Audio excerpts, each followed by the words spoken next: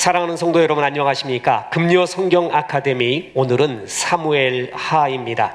사무엘 하는 이스라엘의 두 번째 왕 다윗의 일생을 통해서 우리를 교훈하시는 하나님의 말씀입니다. 히브리 성경에는 사무엘 상하가 한 권으로 되어 있습니다. 그러나 셉튜아진트 70인역, 영어 성경, 한글 개역 모든 성경은 사무엘 상하로 나누었습니다. 사무엘 하는 전체가 다윗에 대한 이야기입니다. 다윗이 등극하는 이야기, 다윗과 언약을 맺은 하나님의 이야기, 다윗의 죄악과 회개의 이야기, 이렇게 크게 세 부분으로 나누어집니다. 첫 번째 부분 1장에서 6장은 다윗이 왕으로 등극하는 과정을 다루고 있습니다. 사무엘상은 사울이 길보아 전투에서 블레셋과 싸우다가 요나단을 비롯한 자기의 아들들과 함께 전사하는 것으로 사무엘상이 마치게 됩니다.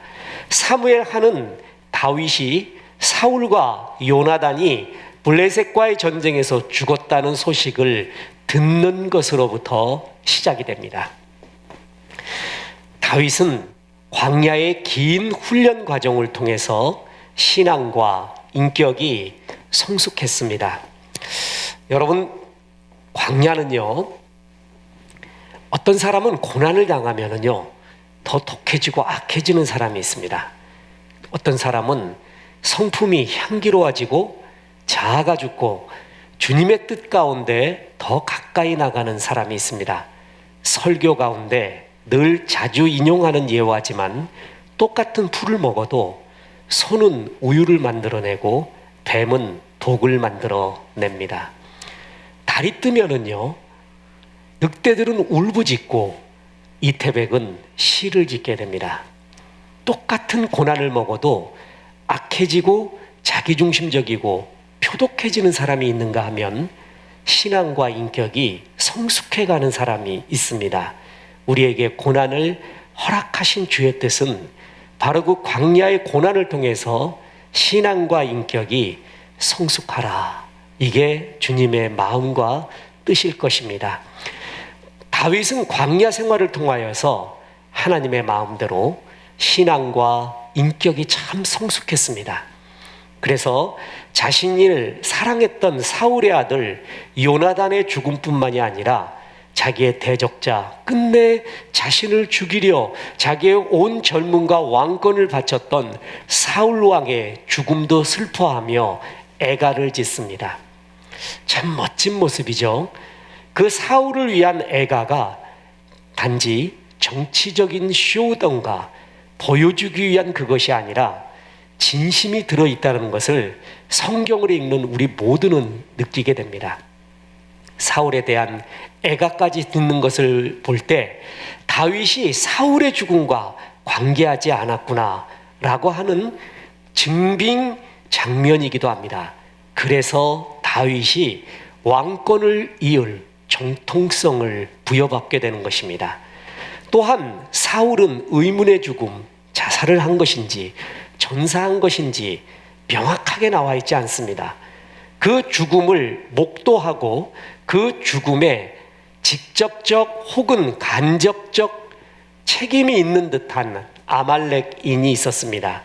그가 다윗에게 와서 사울이 죽었습니다 하고 말해주고 있습니다.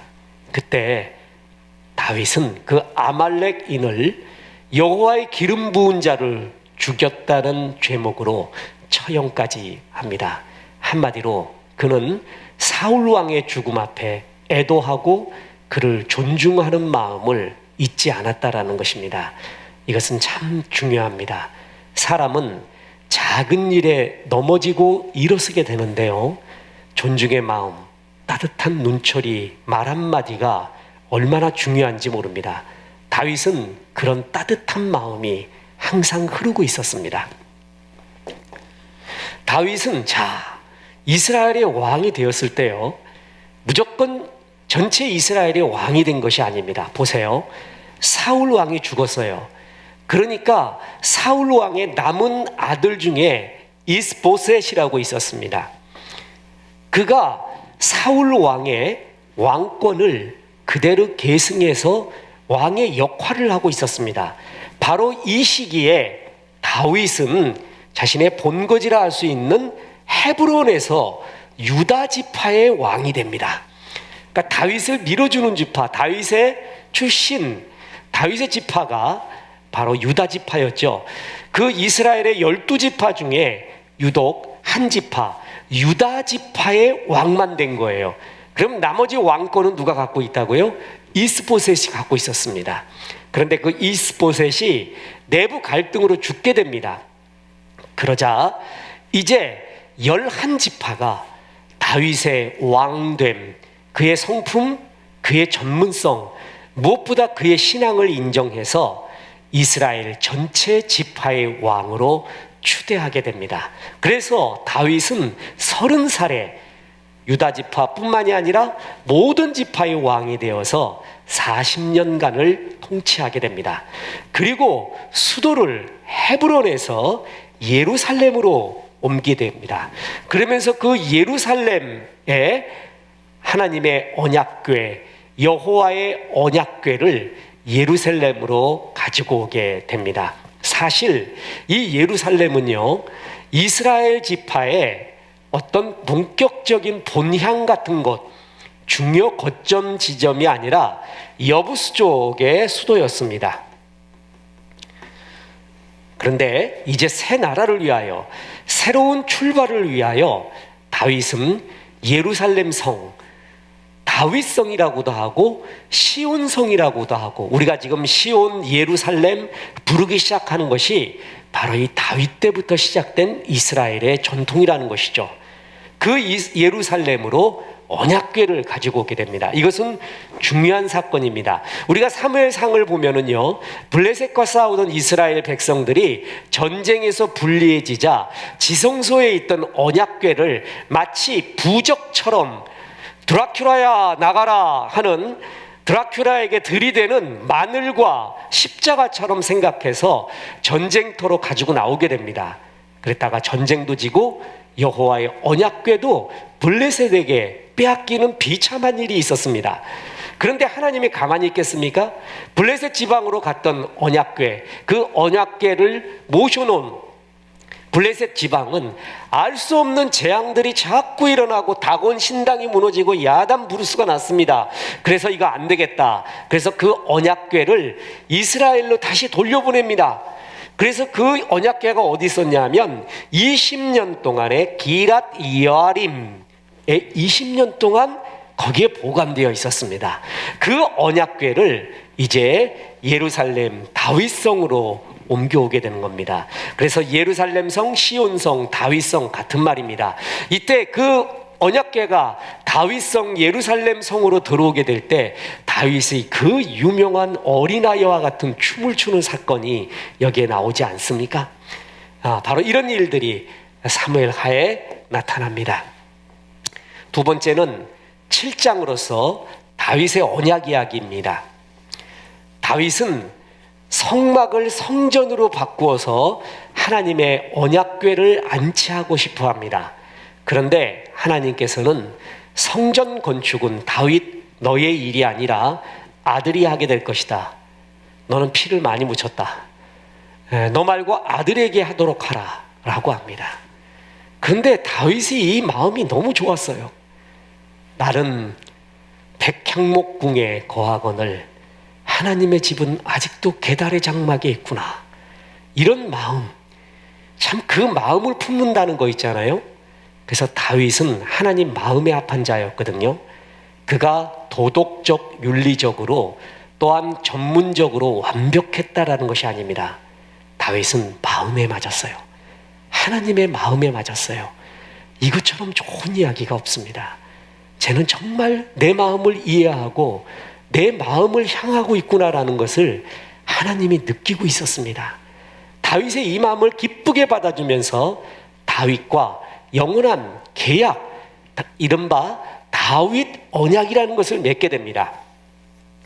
이거는 신구약 성경을 여러 관점으로 볼 수가 있죠. 그 중에 제일 중요한 관점은 Salvation History, 구속사, 구원사적인 관점으로 보는 것이 뭐니 해도 제일 중요한 관점입니다. 그런데 또 여러 관점으로 볼 수 있는 툴들이 있거든요. 그 중에 하나가 뭐냐면 언약의 관점으로 신구약을 보는 것입니다. 예를 들어 보면 노아의 홍수 이후에 하나님이 무지개 언약을 주죠. 무조건 언약입니다. 그리고 십계명 언약을 주시죠. 이건 조건 언약입니다. 광야에서요. 그리고 또 다윗과 언약을 맺습니다. 이 다윗과 언약은 또한 비조건적 언약입니다. 조건적 언약이라는 것은 뭐냐면은 if, then, 만약 네가 이렇게 하면 이러이러하리라. 이렇게 하면 이러하리라. 그게 조건 언약이에요. 근데 비조건적 언약이라는 것은 무조건 그렇게 해주는 거예요. 우리 입장에 보면 비조건 언약이 굉장히 좋은 것 같죠? 신약에 오면 또 조건 언약이 들어갑니다. 예수 그리스도를 영접하면 하나님의 자녀, 조건 언약이 다시 나오죠. 이렇게 언약은 신구약에 흐르고 있는 중요한 테마, 주제 중에 하나입니다. 다윗 언약 또한 구약 전체의 중요한 뼈대를 형성하는데 하나님은 다윗의 후손을 통해서 영원한 하나님의 나라를 약속하십니다. 그래서 다윗의 후손으로 나중에 누가 나오죠? 메시아, 예수 그리스도가 오게 되는 것입니다.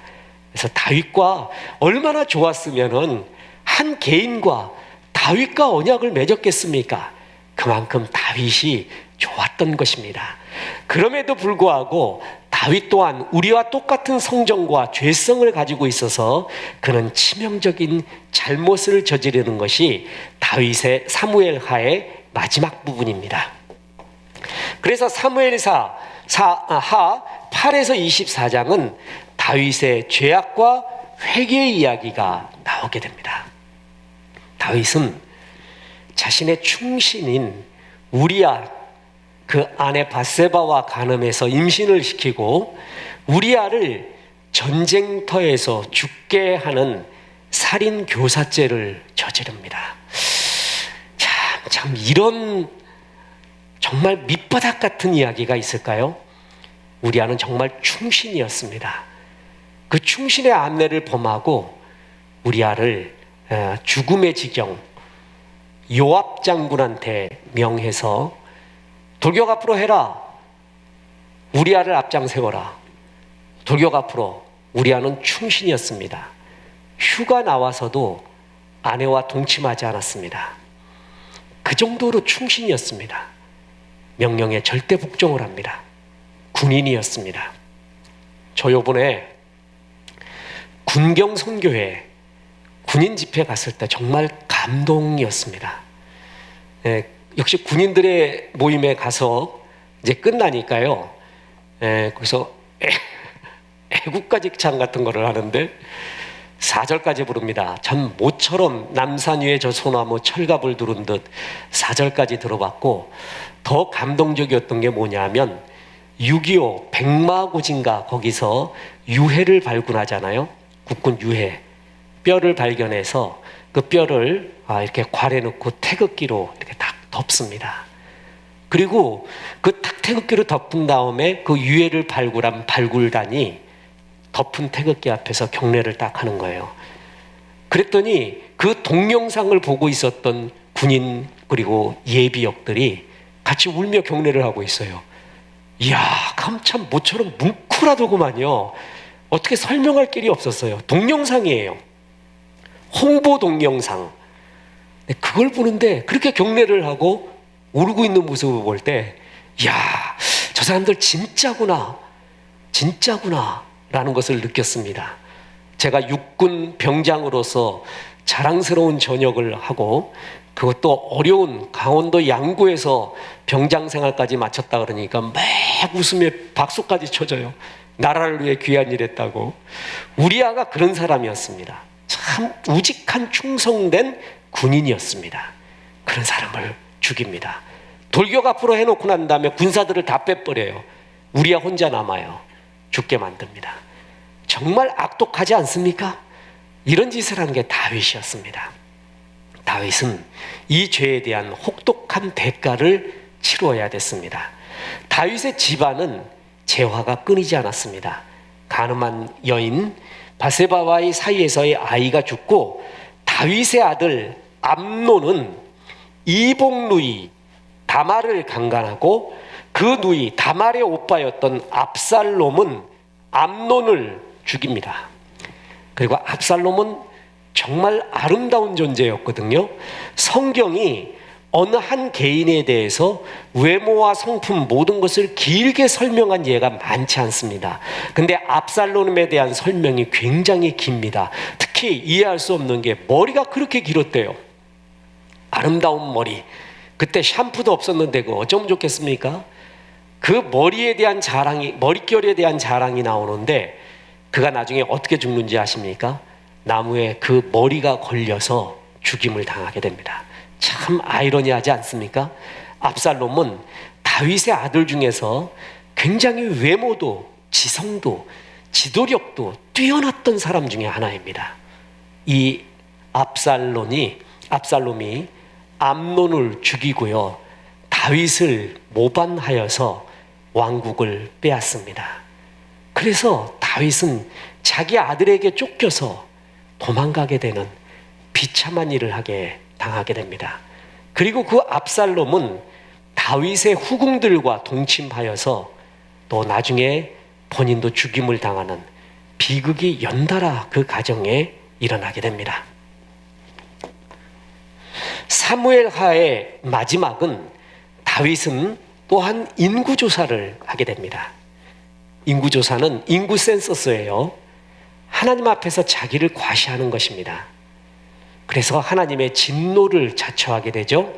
하나님께서는 여호수아와 사사기를 통해 또 다윗의 경험을 통해서 전쟁의 승패는 인구의 수와 강력한 군대에 달려있지 않고 하나님께 있다는 것을 얘기했습니다. 승리는 여호와께 있습니다. 전쟁은 여호와께 있습니다. 그런데 인구조사라는 것은 뭐냐면 여호와의 전쟁에 하나님께 묻지도 않고 내가 전쟁을 일으킬 수 있는가? 그게 어느 정도의 힘이 되지? 그런 거를 과시하는, 하나님을 업신여기는 교만한 행동이었습니다. 이것 때문에 또 온 나라가 공경에 처하게 되는, 다시 말합니다, 다윗은 완벽한 인간이 아니었습니다. 다윗이 왕위로 등극할 때 아름다웠어요. 그리고 7장에서 다윗 언약을 맺을 때 너무 아름다웠습니다. 그러나 다윗 또한 이런 범죄 속에 있었지만 다윗은 회개의 왕이었습니다. 이것이 또한 다윗의 아름다운 점이었습니다. 자, 다윗은 이 모든 죄를 저지르고 철저하게 회개하는 모습이 보입니다. 시편 32편과 51편이 다윗의 대표적인 회개인데 하나님께서는 이 회개하는 다윗에게 다시 회복의 기회를 줍니다. 그래서 바세바에게 아들 솔로몬을 새로 주셔서 다윗의 왕조를 이어가게 하시고 인구조사 후에는 아라우나의 타작마당을 구입함으로써 성전 건축의 자리를 예비하게 합니다. 회개하는 자에게 다시 은혜를 베푸는 하나님. 그리고 다윗은 왜 하나님 마음에 맞았냐 하면 그는 회개의 왕이었습니다. 어떤 미국 신학자의 표현에 의하면 마치 소녀와 같이 그는 울 줄 알았다. 하나님 앞에서 춤을 출 줄도 알았고 그는 어린아이와 같이 울 줄도 알았다. 주 앞에 이렇게 아름답게 회개하는 모습, 누구나 완벽하지 않지 않습니까? 바로 이 회개의 모습을 주님은 또한 기뻐하셨던 것입니다. 그래서 회복을 주셨습니다. 그래서 사무엘하의 구조를 보면 1에서 6장을 보면 다윗이 등극하는 이야기, 7장은 다윗의 언약 이야기, 8에서 24장은 다윗의 죄악과 회개, 다시 회복해 주시는 하나님의 이야기, 한마디로 사무엘하는 다윗의 이야기입니다. 이만큼 다윗은 우리에게 굉장히 많은 교훈을 주기 때문에 하나님은 성경의 한 부분 책 하나를 뚝 잘라서 다윗의 이야기로 우리에게 교훈해 주셨다라는 이야기입니다. 주요 신학을 보겠습니다. 다윗의 별명은 하나님 마음에 합한 자입니다. 하나님 마음에 합한 사람은 어떤 의미가 있는가? 그는 긍휼의 마음이 있습니다. 사무엘하 9장 10절에 보면 무비보셋은 항상 내 상에서 떡을 먹으리라 하니라, 이런 구절이 나옵니다. 무비보셋, 사울 왕가의 남은 마지막 비운의 장애인 아들이었습니다. 후손이었습니다. 다윗은 정적이었던, 자신을 그토록 죽이려고 했던 사울 왕의 죽음을 기뻐하지 않고 눈물로 애도합니다. 그래서 애가까지 짓는 긍휼의 마음을 지닌 리더십이었습니다. 만약에 애가, 사울을 향한 애가를 만들었잖아요. 그러면 성경은 정말 정직합니다. 그래서 성경을 믿을 만하거든요. 자서전은 한 30%는 믿을 만한 것 같아요. 뉴스도 가짜 뉴스가 많죠. 과장 확대가 많고 말이에요. 이 세상에 있는 이야기들, 이거는 가짜가 굉장히 많습니다. 제가 이번 주에 3번에 걸쳐서 문해력, 리터러시에 대해서 경건 이메일을 보냈습니다. 4차 산업혁명 시대를 사는 이 시대에 굉장히 우리에게 필요한 인재가 갖춰야 될 덕목 중에 하나가 뭐냐면 문해력입니다. 글을 읽을 줄 아는 능력, 이해하고 활용할 줄 아는 능력이에요. 글은 기호, 부호로 되어 있거든요. 우리는 수많은 기호와 부호가 범람하는 정보와 데이터의 시대에 살고 있습니다. 그래서 글자뿐만이 아니라 영상, 기호, 이 모든 것들을, 미디어, 모든 것들을 읽을 줄 알아야 돼요. 그래야 말에 올라타는 것입니다. 이 문해력이 성적과도 엄청난 관계가 있습니다. 문해력 좋은 애들이 공부 잘합니다. 세상에 문해력 중에 하나가 뭐냐면 진짜 뉴스와 가짜 뉴스를 구별하는 법을 아는 사람이에요. 그래서 가짜에 마음을 두지 않아요. 마음도, 열정도 두지 않아요. 이 세상에 그렇게 가짜 뉴스도 많거든요. 그런데 성경은 진짜입니다. 만약에 이 애가가 가짜였어요. 다윗이 정치적인 목적으로 악어의 눈물을 흘리면서 쇼 같은 눈물을 보였다라고 하잖아요. 그러면 성경은 바로 해설자를 등장시켜서 저건 쇼였다 이렇게 설명합니다. 저건 가짜 눈물이다. 하나님이 가증스럽게 여겼더라. 이런 구절이 바로 나옵니다. 하나님은 어김없이 그걸 다 말해주거든요. 근데 그런 것이 없습니다. 저건 진짜였습니다. 다윗은 진짜 이런 긍휼의 마음이 그에게 있었습니다. 또한 적장군 중에 아주 이렇게 무너뜨리기가 정말 어려운 자가 있었습니다. 항우 장군 같았고요. 번쾌 장군 같기도 했었고요. 정말 힘든 장군이 적장이었지만 멋진 장군이 아브넬이었습니다. 그 아브넬의 죽음까지 애가를 지어서 애도합니다. 그리고 요나단의 아들 무비보셋, 그는 어렸을 때 장애인이 됩니다. 사울 왕가의 마지막 남은 비운의 왕자였습니다. 그를 극진하게 예우합니다. 무비보셋을 다윗이 불렀습니다. 그때 무비보셋은 죽음을 예감합니다. 권력의 속성을 잘 알고 있거든요. 나 같은 씨앗은 없어야 된다는 거죠. 그래야지만이 후환이 없고, 수양대군이 세조가 단종을 기필코 신하들의 굉장한 의견에 의해서 죽이게 되죠. 죽임에 이르게까지 되죠. 그 마음이 사실 굉장히 안 좋았을 거 아닙니까?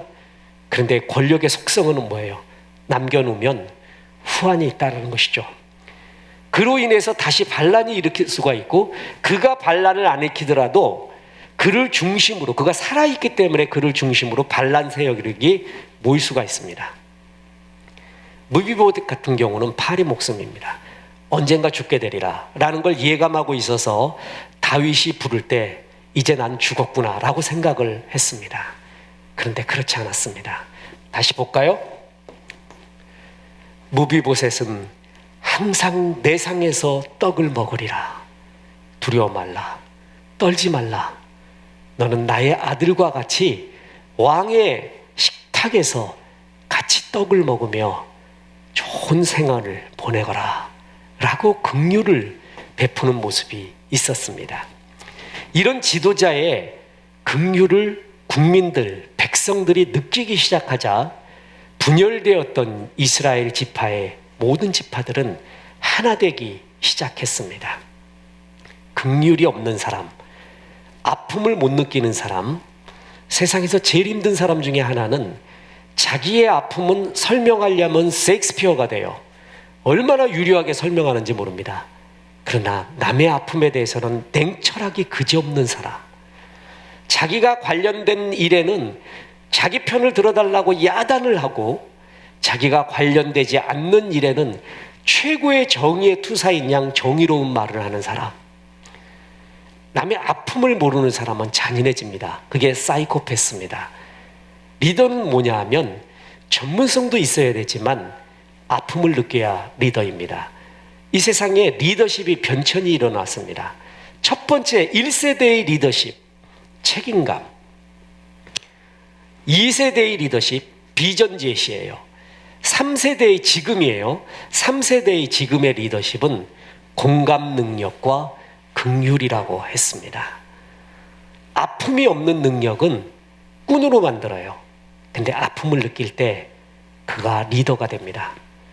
나라의 리더는 나라의 아픔을 정말 느끼고 있는 사람입니다. 교회의 리더는 교회의 아픔을 정말 느끼고 눈물을 흘리는 사람입니다.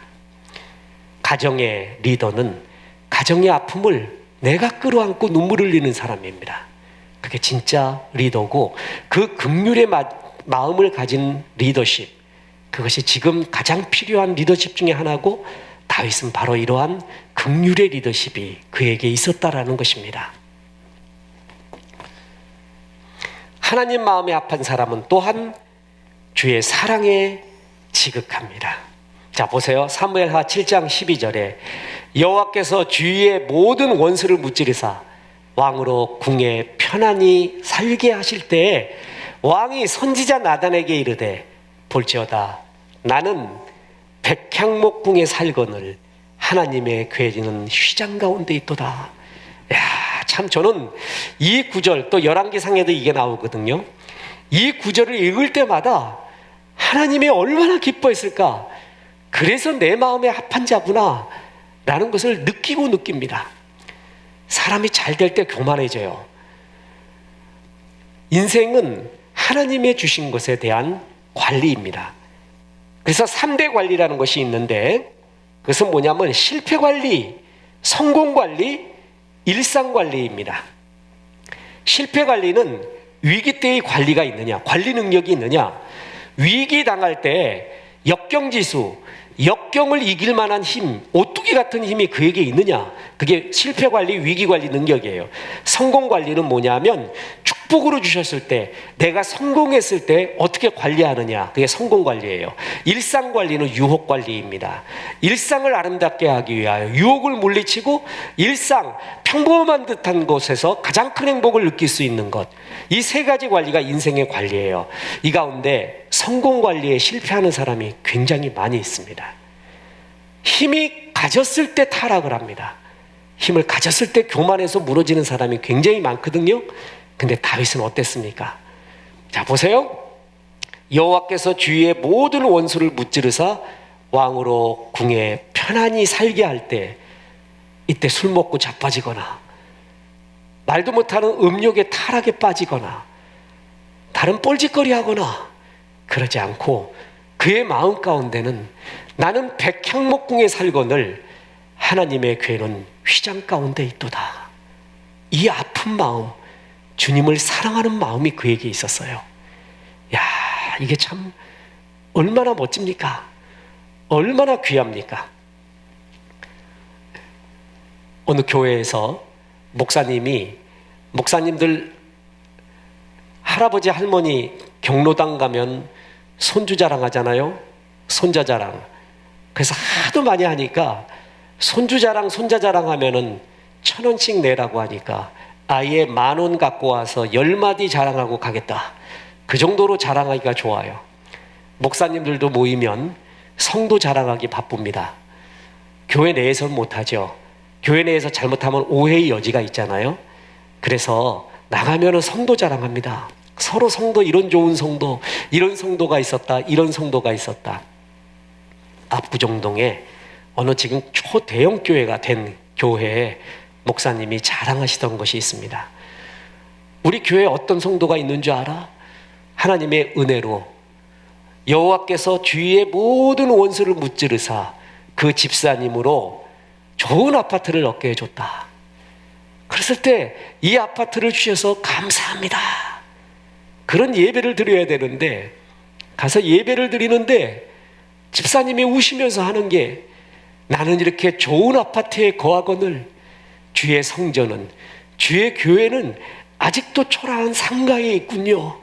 그걸 우시더래요. 자기가, 그래서 목사님이 그럽니다. 자기가 제일 감동적인 장면이었대요. 신방 가서 다윗의 이 고백이죠.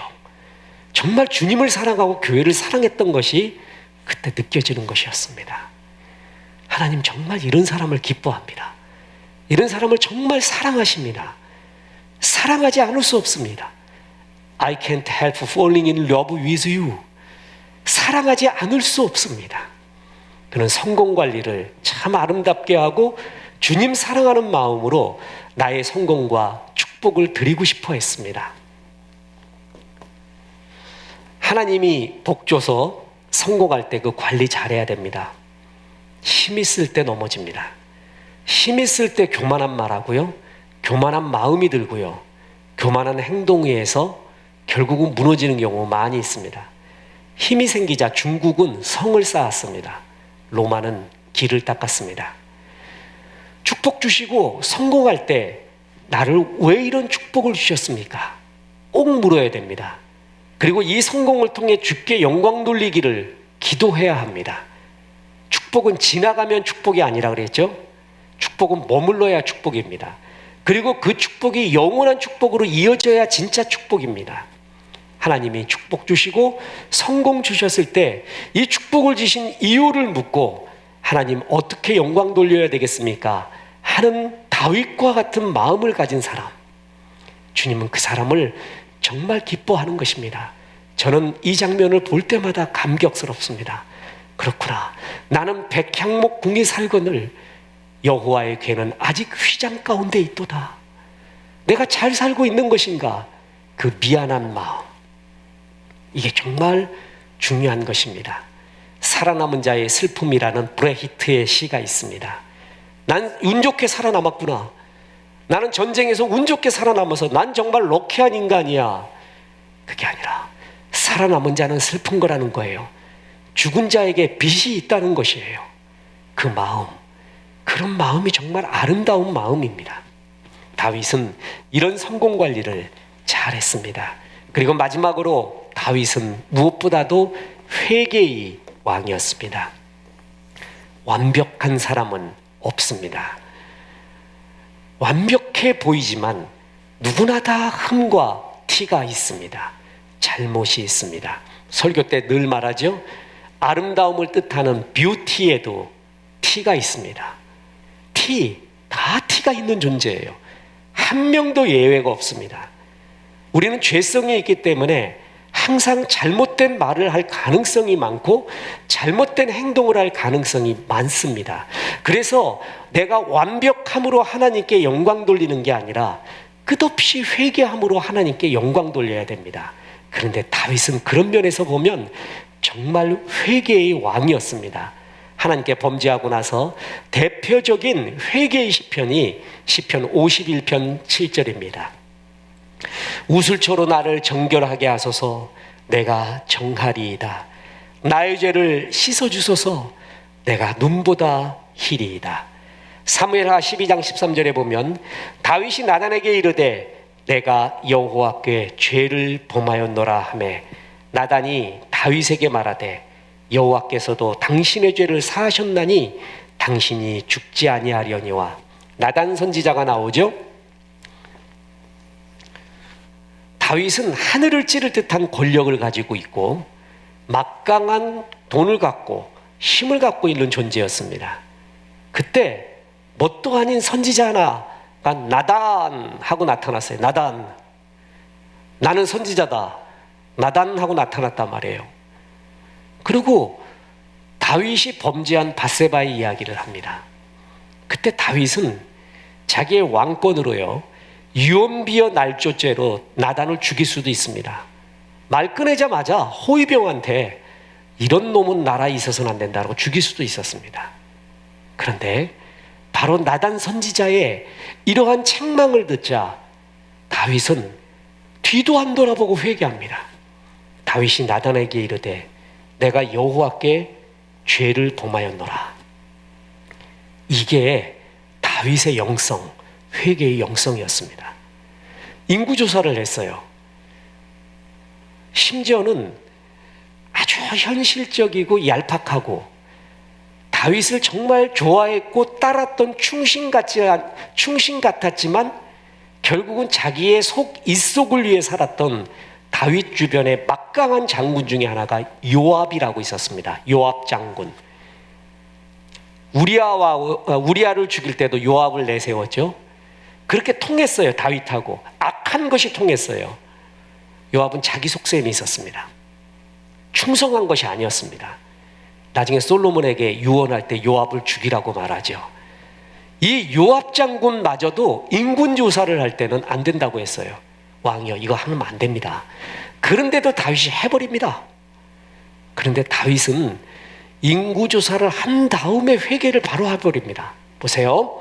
사무엘하 24장 10절에 다윗이 백성을 조사한 후에 그의 마음에 자책하고 다윗이 여호와께 아뢰되 내가 이 일을 행함으로 큰 죄를 범하였나이다. 여호와여, 이제 간과옵나니 종의 죄를 사하여 주옵소서. 내가 심히 미련하게 행하였나이다 하니라. 그랬더니 이제 하나님께서 보내시는 사람이 있었습니다. 그 사람이 갓을 쓰고 나타났습니다. 그래서 갓 선지자가 나타납니다. 그렇다고 진짜 갓 쓰고 나타난 거 아니에요. 외우기 쉽게 처음에 다윗한테 나단하고 나타나고 그 다음엔 갓 쓰고 나타나고, 이게 다윗에게 나타난 하나님의 사자, 유명한 선지자들이에요. 갓 선지자가 나타나서 책망을 하니까 바로 또 무릎을 꿇어버립니다. 다윗이 이랬습니다. 이게 바로 다윗의 회개의 영성이었습니다. 자, 보십시오.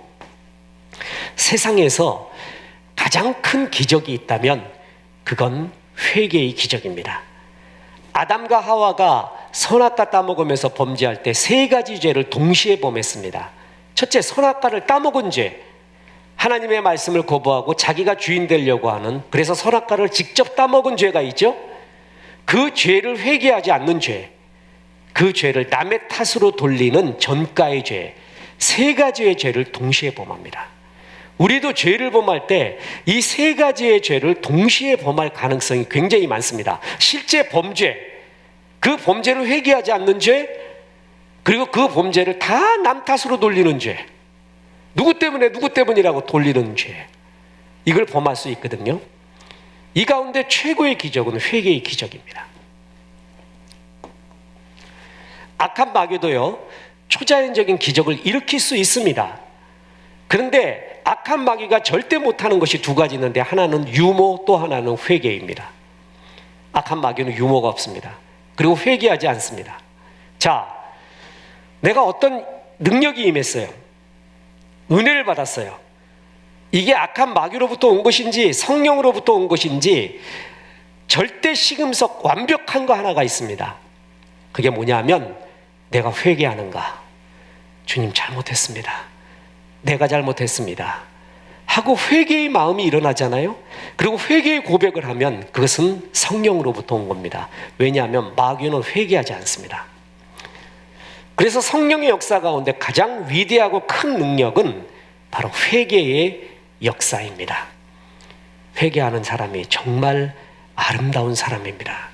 그 사람이 정말 깊은 영성을 가지고 있고 성화의 가능성이 많이 있는 사람입니다. 다윗은 우리와 똑같은 성정을 가지고 있으면서 결코 완벽한 의인이 아니었습니다. 그럼에도 불구하고 그는 하나님 앞에서 철저하게 회개의 삶을 살았던 사람이에요. 그것이 바로 하나님 마음에 합했던 중요한 이유 중에 하나입니다. 보십시오.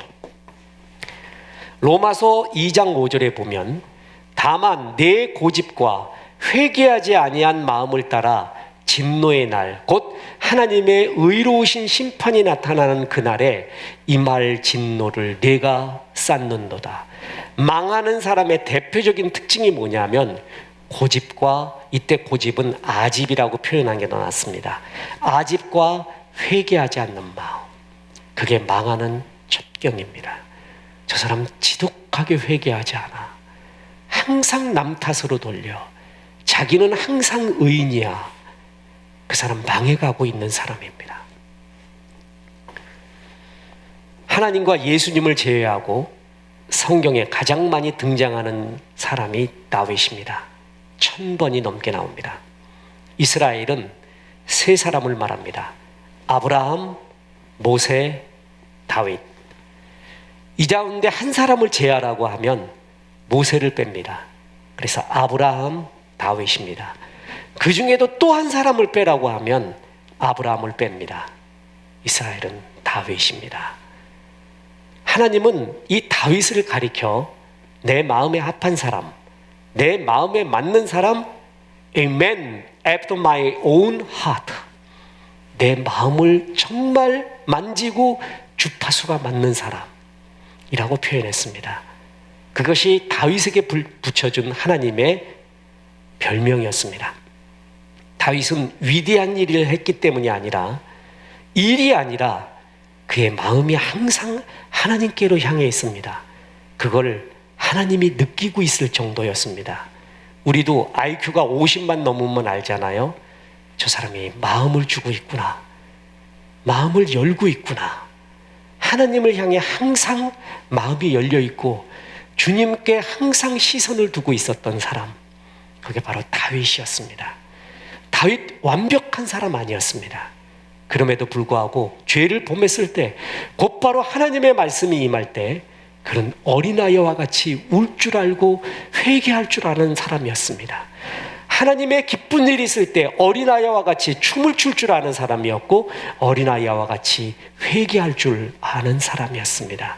가장 성공할 때도 하나님의 장막을 생각하며 내가 이렇게 축복받아 사는데 우리 주님의 성전은 왜 이렇게 초라한가 할 정도로 주님을 생각했던 사람, 그리고 정적이었던 사울이 죽었을 때도 그는 애도를 하고 그 무비보셋을 받아들이면서 긍휼과 자비가 넘쳐났던 사람이었습니다. 바로 이런 점을 배우라고 하나님은 사무엘 하를 뚝 띄어서 전부 다윗 이야기를 주면서 우리에게 오늘 교훈하고 계신 것입니다. 하나님 마음에 합한 사람이 되어 한 번밖에 없는 인생, 생명의 삶 사시고 충만하고 풍성한 삶, 전도 선교 구제하는 삶 사시기를 주 예수의 이름으로 축원합니다. 기도하겠습니다. 하나님 감사합니다. 오늘 금요 성경 아카데미 사무엘하 다윗의 이야기를 통하여 종들을 교훈하여 주시니 감사합니다. 이 말씀처럼 하나님 마음에 합한 자로 저희도 살고 싶습니다. 성령님 도와주옵소서. 예수님의 이름으로 기도했습니다. 아멘.